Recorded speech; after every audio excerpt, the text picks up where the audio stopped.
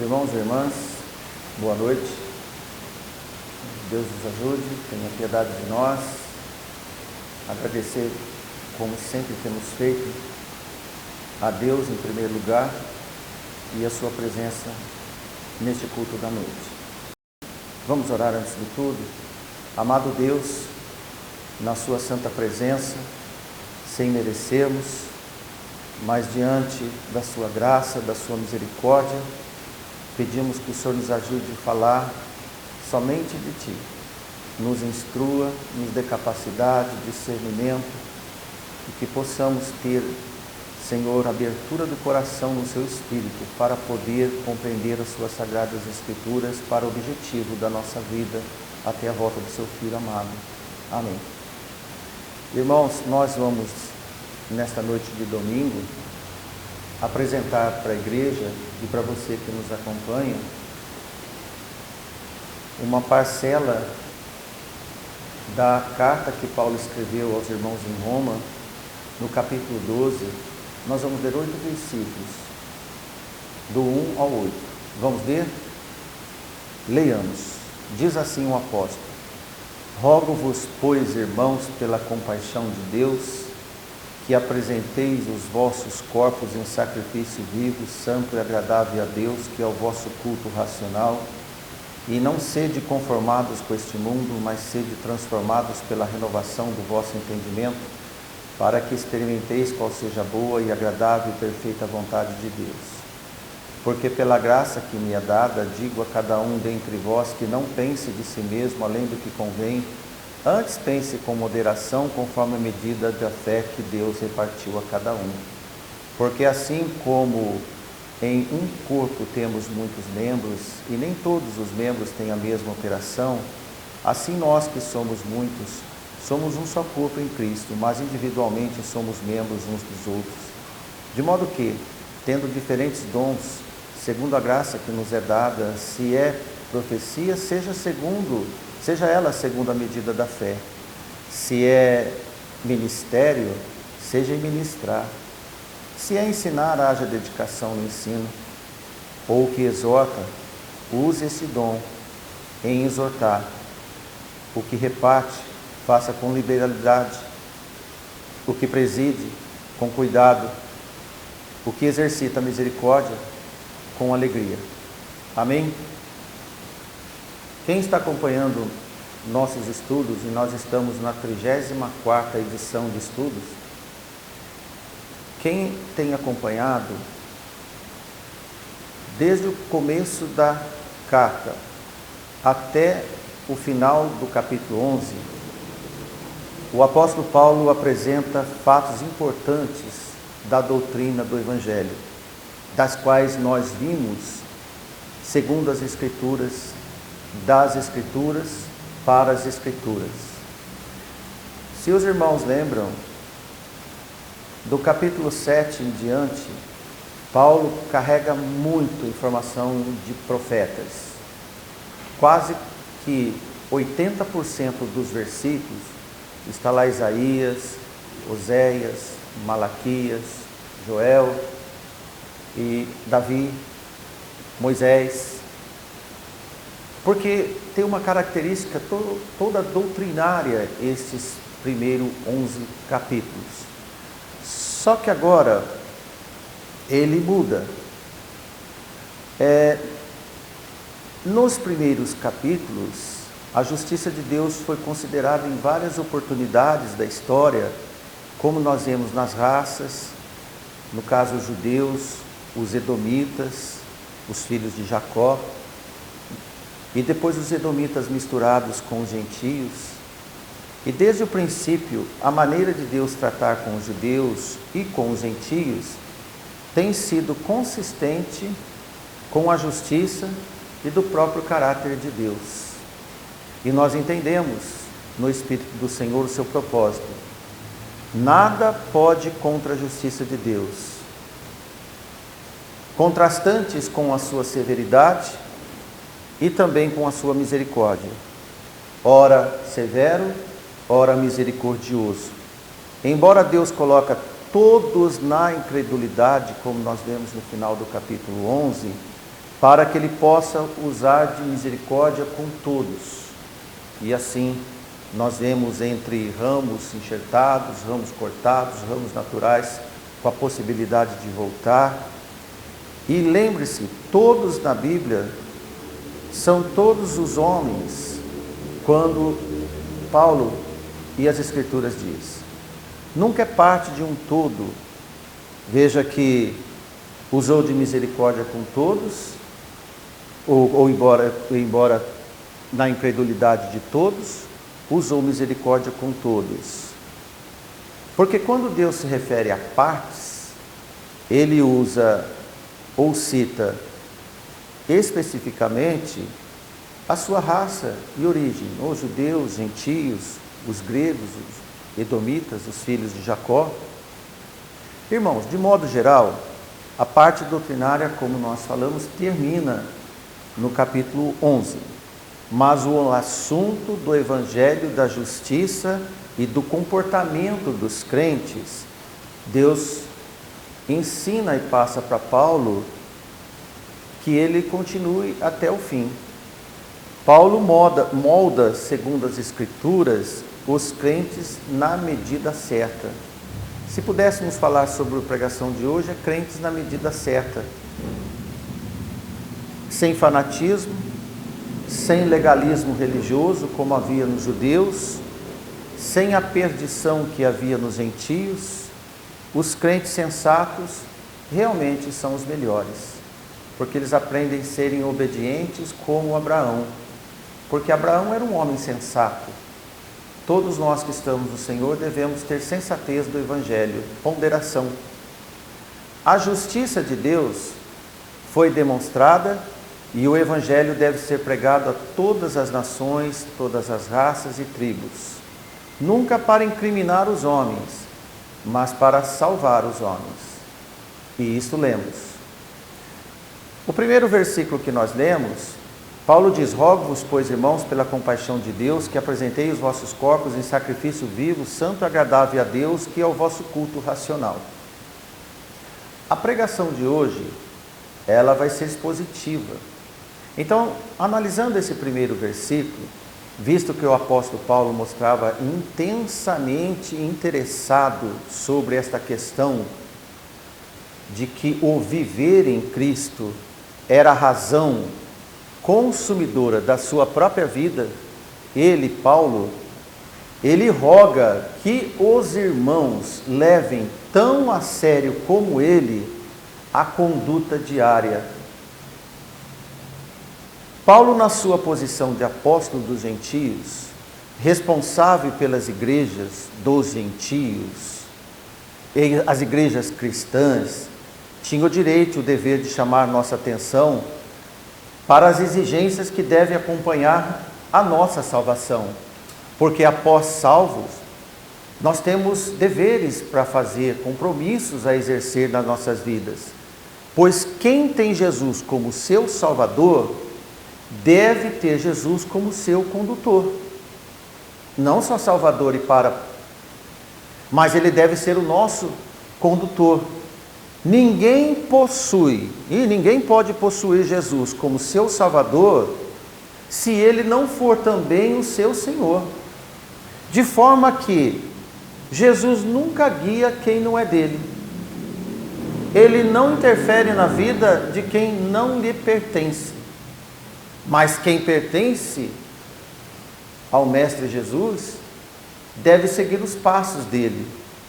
Paulo apresenta o que significa a presença habilitadora do Espírito Santo no íntimo de cada um dos servidores de Deus, do ponto de vista da prática diária, e é que nós acabamos de ler. O apóstolo, tendo terminado o argumento desta epístola, passa a encerrá-la agora com uma aplicação prática e exortativa. Portanto, Paulo pede aos irmãos, a quem ele escreveu, que dediquem-se sem reservas a Deus, sem obstáculos nenhum. Que apresenteis os vossos corpos, Paulo escreve no versículo 1. Paulo usa uma comparação de uma metáfora. Porque ele disse, apresentei os vossos corpos, é esse corpo mesmo. Ele estava dizendo do próprio corpo nosso. E ele tira de quando os judeus traziam os animais para sacrifícios a Deus, e cada judeu separava do rebanho o melhor do seu animal. Ele escolhia a dedo o melhor do seu animal. Ele tinha que ser novo, de 1 ano, viçoso, sem doença, sem mancha alguma. Então ele ia e oferecia para o sacerdote para ser sacrificado no altar, e apresentava como a expiação dos seus pecados. Podemos compreender que o animal que qualquer judeu levava para a sua mesa era o melhor que ele apresentava para o Senhor também. Por isso que Paulo usa essa expressão, que de forma comparativa, os irmãos são exortados naquele mesmo espírito dos sacrifícios dos animais, ofertarem o seu melhor também. Se os judeus ofereciam o melhor dos seus animais, nós devemos oferecer o melhor de nós. Compreende? O melhor de nós. O melhor de nós no serviço do Senhor, como era com os animais, naqueles holocaustos. E Paulo diz depois, em sacrifício vivo. Por isso que essa conotação dos sacrifícios dos animais. Então, que venha a ser o sacrifício vivo a partir do nosso corpo. E em oposição ao sacrifício dos animais, agora eles costumavam oferecer, enquanto estava no rito judeu, agora que eles mortificassem os seus desejos da carne também, para que pudessem viver para Deus. Esse é o sacrifício, viver para Deus. Isso é um sacrifício vivo, voluntarioso, assim como as ofertas eram voluntárias, não era nada obrigado. Um sacrifício vivo para o cristão é uma entrega, renúncia feita do seu eu, a morte do seu eu, esse é o sacrifício, a renúncia feita a Deus como uma expiação do seu pecado. Porque quando você se oferece ao Senhor e mata todos os seus pecados da forma como comparativa com os sacrifícios, você também faz a expiação dos seus pecados. E o cordeiro sacrificado é Jesus. Então, todas as nossos comportamentais são exemplos reais do sacrifício de Jesus. Isto é, toda a dedicação a Ele, do melhor dos seus serviços, como a expressão de ação de graças ao Senhor. Deus aceita de nós o melhor de nós, em tudo.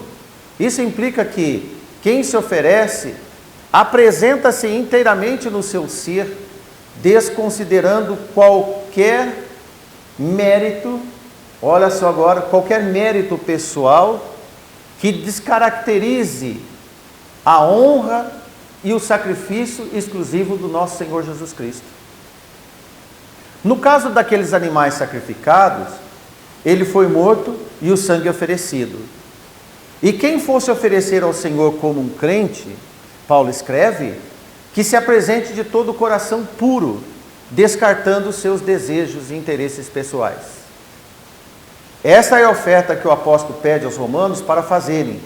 Isto é, dedicarem-se a Deus como não se tivesse mais nenhuma reivindicação autoral dos seus feitios. Isto é, sacrifique tudo isso. Sofrer e suportar tudo pela causa que abraçamos, essa é a verdadeira natureza da nova religião que Jesus pregou. De forma, irmãos, como os animais deveriam ser sem defeitos, da mesma maneira devemos consagrar a Deus o melhor das nossas faculdades. Compreende?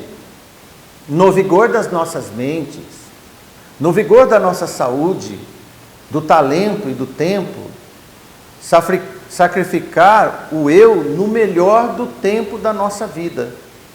Não podemos nos atrasar, e preste atenção, não podemos nos atrasar no tempo para nos oferecer doentes, estourados pelos reflexos do pecados ocasionados nas nossas vidas, ou na velhice, quando esgotadas as oportunidades durante o tempo do nosso vigor físico e intelectual. Por exemplo, a nossa igreja, nós temos vários irmãos e irmãs idosos, que peregrinaram com o Senhor durante todo o tempo da sua vida, a maior parte da sua vida já. Então, quando eles conheceram o Senhor, ofereceram todo o seu vigor. Agora, na idade, já que não pode caminhar mais, que não pode mais fazer obra alguma, a não ser a oração, estar ainda persistente, estão se oferecendo ao Senhor. Imagine se esses irmãos que conheceram o Senhor há 40, 50, até 60 anos atrás, fosse de repente resolver, agora quero servir ao Senhor. Se fosse um animal do rebanho, nenhum senhor ia pegar um animal desse para oferecer a Deus. Por que oferecer animais que não prestam mais para viver? E qual é a razão de alguém lembrar do Senhor quando não tem mais nada para oferecer?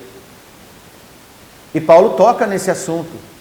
Quando nós vemos Malaquias 1:8, porque quando ofereceis animal cego para o sacrifício, isto não é mal?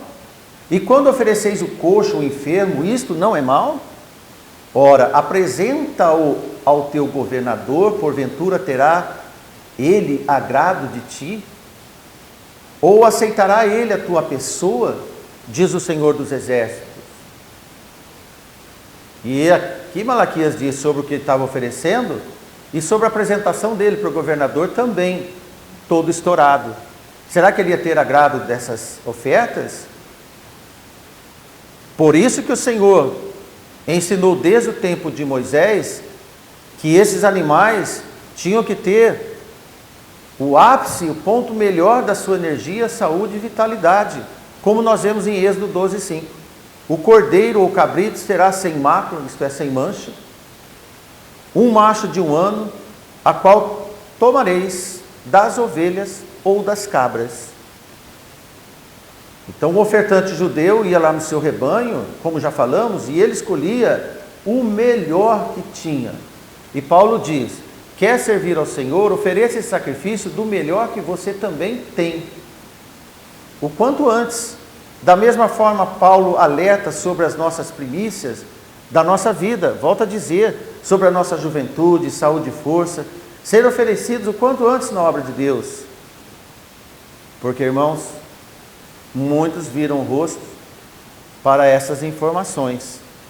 O nosso sacrifício a Deus, na verdade, são os atos obedientes que nós fazemos ao Senhor. Obedientes, voluntariosos, das quais Deus se agrada. Não deve ser dividido com os desejos do mundo, compartilhado, vida mista com o mundo. Essas são as análogas manchas fracionadas, como se fossem eventos fracionados para encaixarem hábitos e prazeres com cultos na igreja. Isto é uma conveniência, uma convivência forçada e manchada. Não é sacrifício vivo, sem mácula, as manchas. Todos os membros da igreja devem decidirem a partir da sua conversão e ensinamento, cada dia mais dedicar-se ao Senhor e abrir mão das manchas da vida. Deus não está junto neste meio termo. Nisto não há pureza de culto, ainda que pratique no seu horário disponível. Deus quer compromisso de vida por inteiro e completo, todo o tempo, em qualquer lugar, em qualquer hora do dia, da noite, remindo o tempo. Isto é de fato, e não de conhecimento. E Deus requisita isso de nós.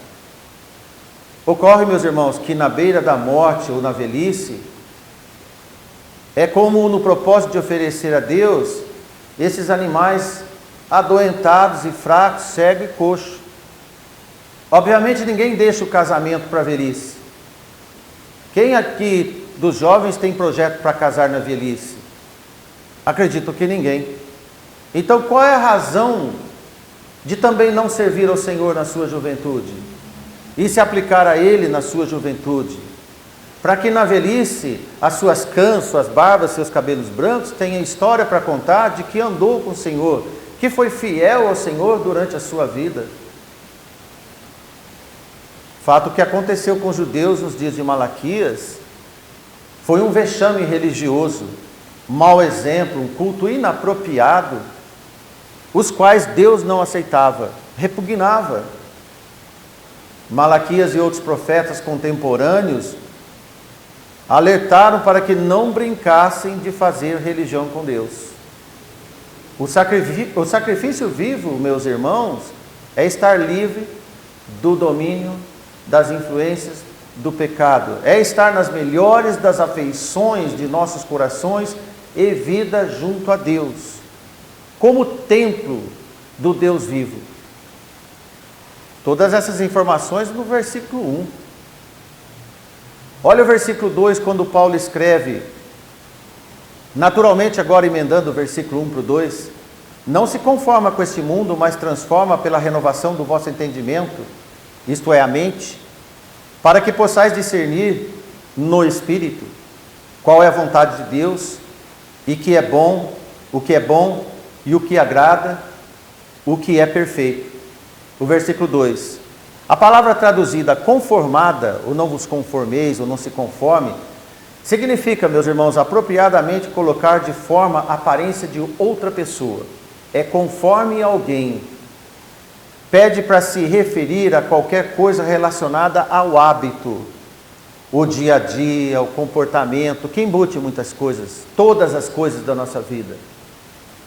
O nosso vestiário, o estilo de vida, nosso vocabulário, interesses, tantos os costumes que nos impedem associarmos ao formato, ao conformismo, a conforma, isto é fazer forma do mundo. Nós temos que decidir, ou temos a forma de Cristo, ou temos a forma do mundo. A lição do crente neste mundo deve ser um exemplo influenciador no meio.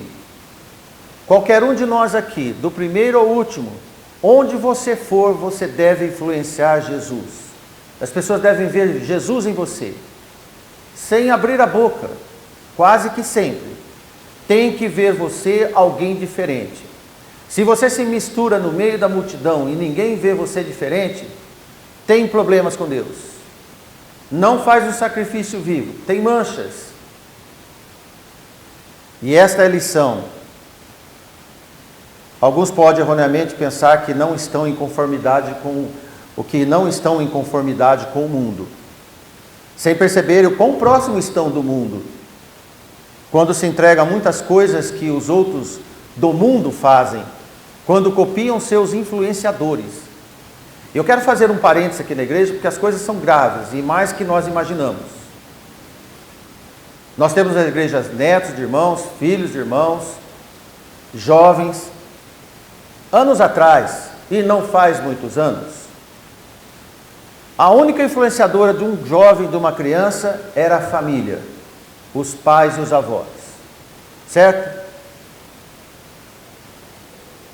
Agora inconformados, e quase sem poder fazer nada, a não ser com muita oração dos pais e atitudes, assistimos o diabo usar os seus dispositivos para influenciar a mente dos nossos filhos e fazer neles, irmãos, um governo silencioso, dentro das nossas casas. E queira ou não, o principal dispositivo que Satanás tem usado, pode crer, não nos façamos de bobos. O celular é o principal veículo de dominância desses influenciadores digitais que manipulam jovens e adultos como gado levados ao matadouro. São escravos. É uma escravidão, irmãos. É impressionante. Paulo apela para que os crentes sejam transformados no entendimento de Deus para que possa rastrear e impedir essas coisas de entrarem nas nossas casas, nas nossas famílias. Por isso que ele diz que esses irmãos fiéis devem ser transformados pelo entendimento de Deus, e não entendimento ou parcimônia com as coisas do mundo, a partir de não se conformar com as coisas que assistimos neste mundo. O inconformismo, irmãos, é um acelerador para a aproximação de Deus e o afastamento do mundo. Quando nós não nos conformamos com o mundo, nós nos aproximamos de Deus. Quando nós nos conformamos com o mundo, nós nos afastamos de Deus. Esta palavra que se referia apropriadamente à aparência externa, do lado que mais abrange os olhos de quem nos observa. Porque logo em seguida o apóstolo usa imediatamente a expressão renovação da mente. Mostra que ele não pretendia usá-la apenas como referência da aparência externa. Preste atenção. O significado é: não valorize um coração dedicado ao mundo. Não valorize seu coração se ele é dedicado ao mundo, seguindo as vãs modas e prazeres e hábitos e costumes, mas cultive um espírito apegado a Deus. Espírito apegado a Deus vai ler a palavra de Deus, o manual de Deus, o seu reino, a sua causa e a sua vida. A sua aparência vai ser transformada a partir do que Deus faz no seu coração. Por isso que ele usa a sua mente, e mente é o entendimento. A palavra traduzida literalmente de mente, onde nós lemos, aponta para o intelecto vinculado ao coração, separado da vontade, dos afetos, das paixões, dos desejos e tantas outras coisas que brilham os olhos. Caso os impulsos ou os maus exemplos nos ataquem ou ataquem nossos filhos, o entendimento no Senhor barra esses desejos, controla o coração. Mas que essa mudança não se repita apenas no corpo, mas na alma. Que não seja uma mera conformidade externa, mas que manifeste no espírito. Porque nós podemos fazermos sem ser o que deve ser. Mas Deus não quer esse tipo de sacrifício. Deus quer de nós uma vida de obediência. Fazer porque o nosso interior está renovado. E nós não estamos conformados com este mundo. Porque Deus quer reinar na sua alma. Ele quer ser o seu Senhor. E tendo o seu eu no assento, a conduta e os hábitos externos serão regulados de acordo com a palavra de Deus na obediência a Deus.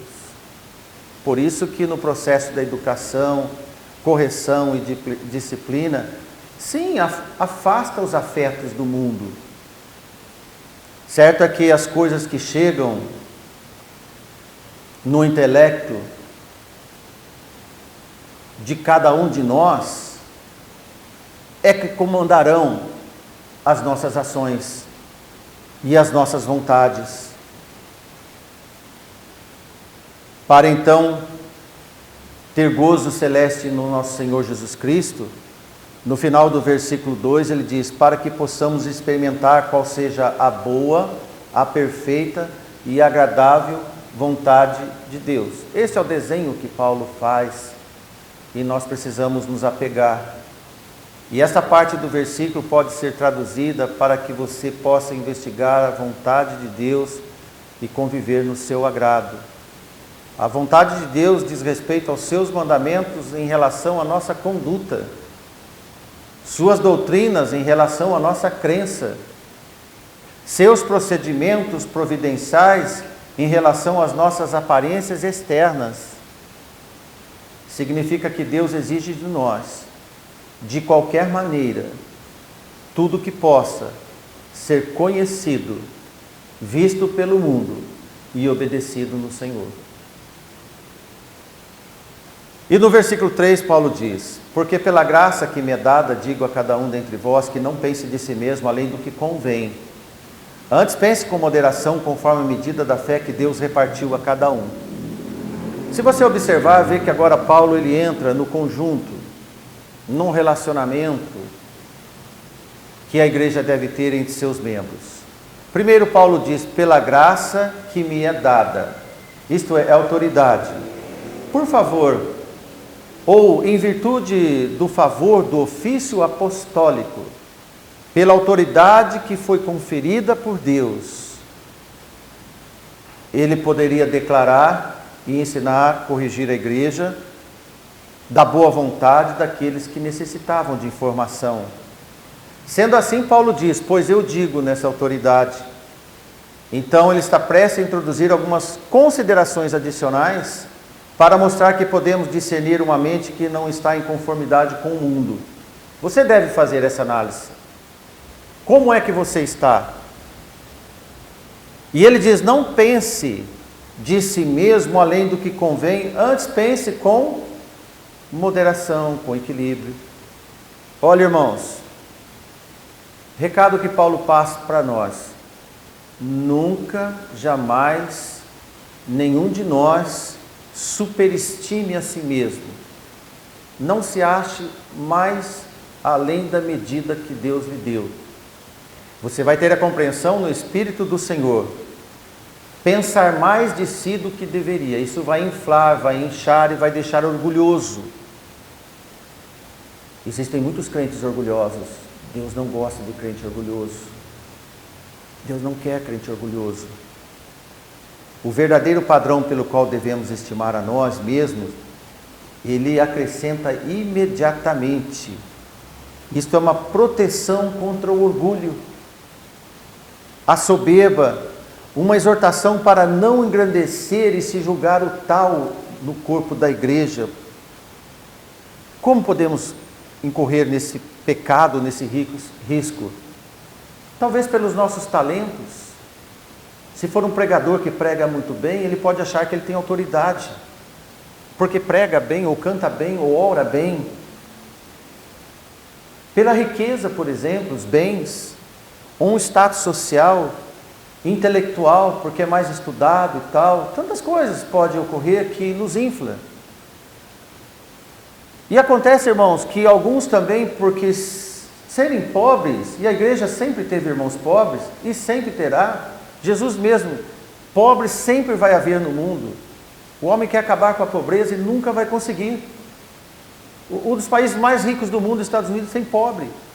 E os países mais pobres do mundo tem pobre. Tem rico e tem pobre.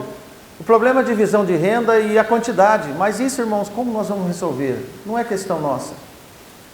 Mas o que eu estou dizendo aos irmãos, quem é pobre, ou se sabe que é pobre, não ouse a se automaticamente se considerar justo ou injustiçado.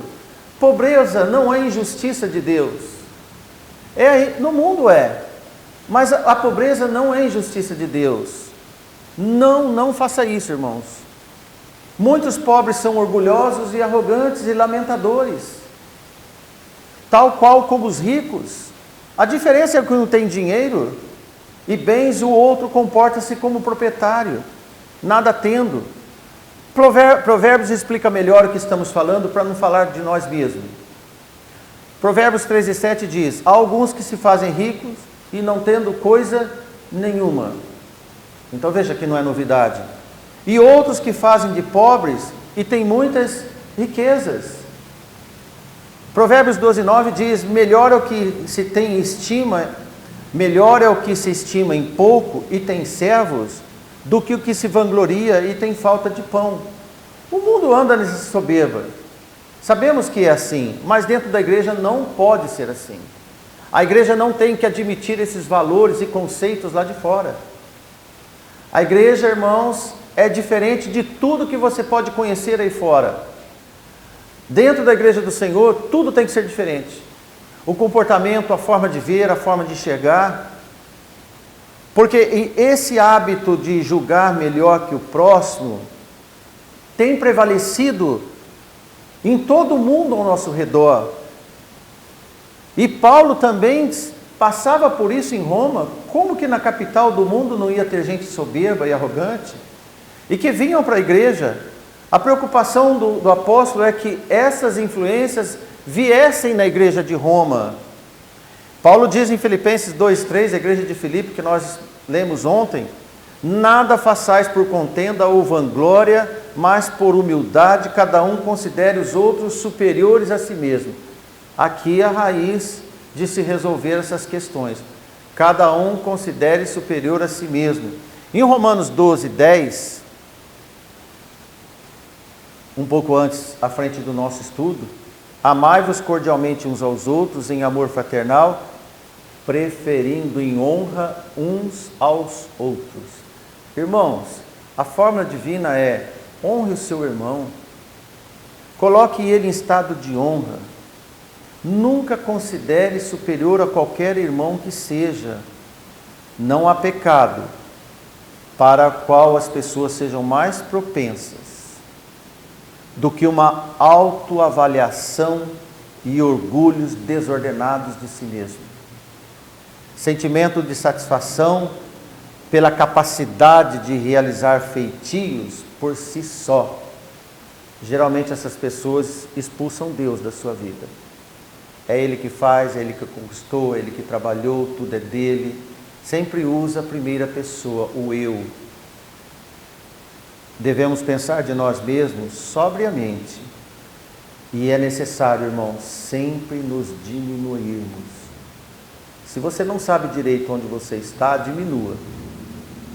Nunca se engrandeça. Portanto, irmãos, depreciar-se com sabedoria e prudência e modéstia é excelente. Agrada a Deus. Buscando a simplicidade na vida, contentando com o que tem, independente das posses, tendo o que comer, tendo onde morar, dê-se por um privilegiado e dê glória e dê graças a Deus. Amém, irmãos? No versículo 3, Paulo diz: conforme a medida da fé que Deus repartiu a cada um. No final do versículo, Deus é que reparte. Amém?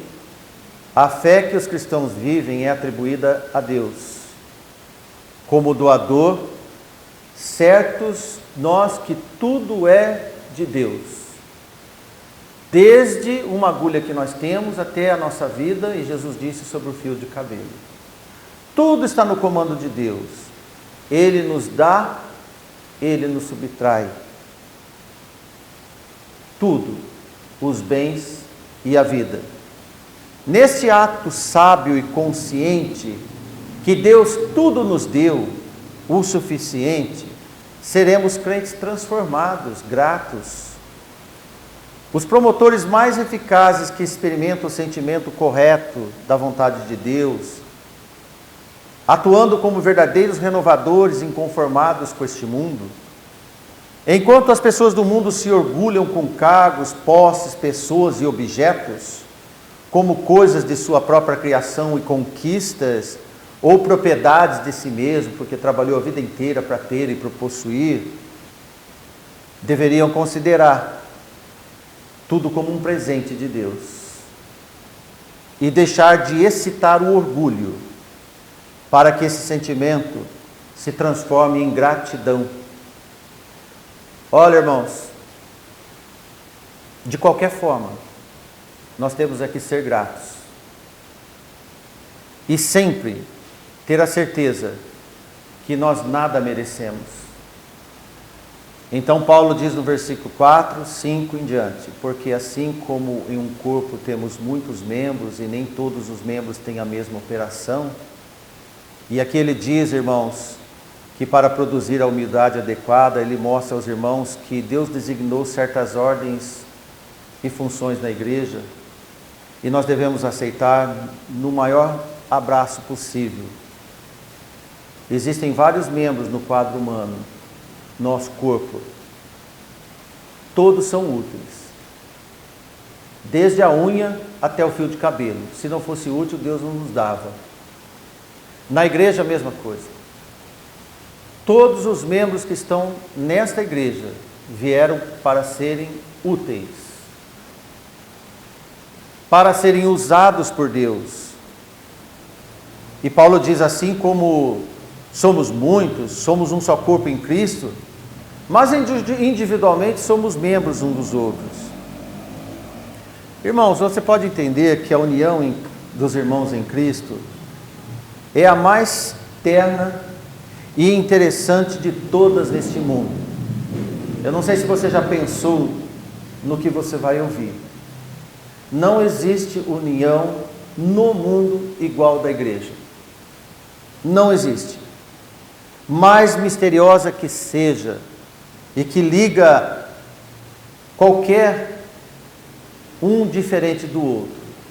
Por exemplo, irmãos, existem as uniões que ligam amigo a amigo, filhos a pais, maridos e esposas, e são boas.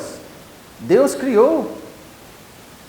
Enquanto amigos se manifestam nas suas amizades, as famílias se manifestam no seu círculo familiar, a igreja se manifesta numa reunião espiritual em nome de Jesus.